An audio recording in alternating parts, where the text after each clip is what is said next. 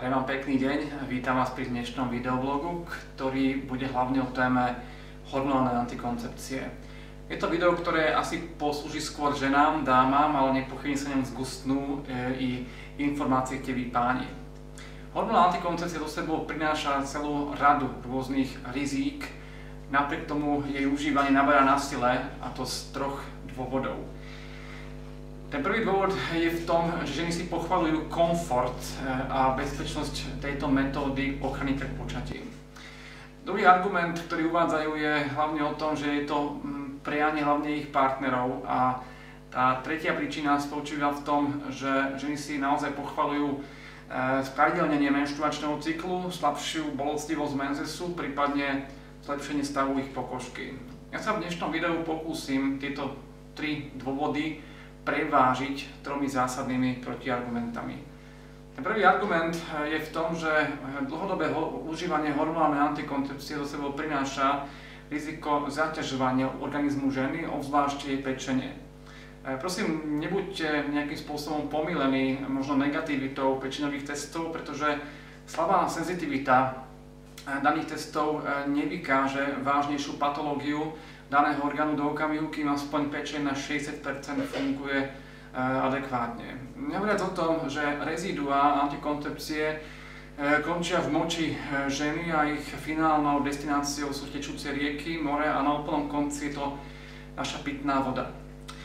Tí z vás, ktorí aspoň z časti možno poznajú princípy homeopatie, dobre vedia, že postupne riedená chemikália sa dostáva do molekulárnej štruktúry vody a tá má následne spätný vplyv na naše telo. I toto je jedným z dôvodov, prečo tak závažne narastá percento neplodných párov v našej spoločnosti. Druhý argument, ktorý by som rád uviedol ohľadom antikoncepcie, je v tom, že hormonálna antikoncepcia má reálny vplyv na zníženie sexapílu a charizmy samotnej ženy. Dlhodobé vedecké štúdie, ktoré boli vykonávané v rámci verejných domov v Nemecku, hovoria veľmi jasnou rečou a hovoria o tom, že ženy, ktoré neboli hormonálne vychylené, mali počas mesiaca, obzvlášť v období ovulácie, oveľa vyššie tržby než ich kolegyne. A tretí argument súvisí hlavne s tým, že hormonálna antikoncepcia má reálny vplyv na zmenu čuchu ženy. Či si to priznáme alebo nie, možno okrem hrúbky peňaženky potenciálneho partnera, jeho pachová stopa zohráva úlohu v výbere buď potenciálneho manžela alebo priateľa.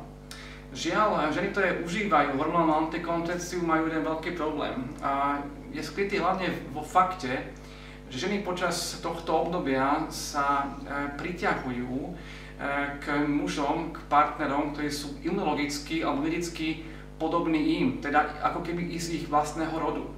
Toto spôsobuje to, že ak si žena vyberie svojho potenciálneho manžela, partnera práve v období užívania antikoncepcie hormonálneho druhu, sa navyšuje riziko toho, že ten samotný partner nebude pre ňu imunologicky vhodným človekom.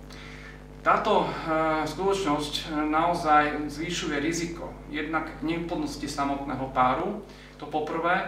Poďalšie sa navyšuje šanca na oslabenie imunitného systému dieťaťa, dokonca je tam navýšená šanca možnej genetickej vady.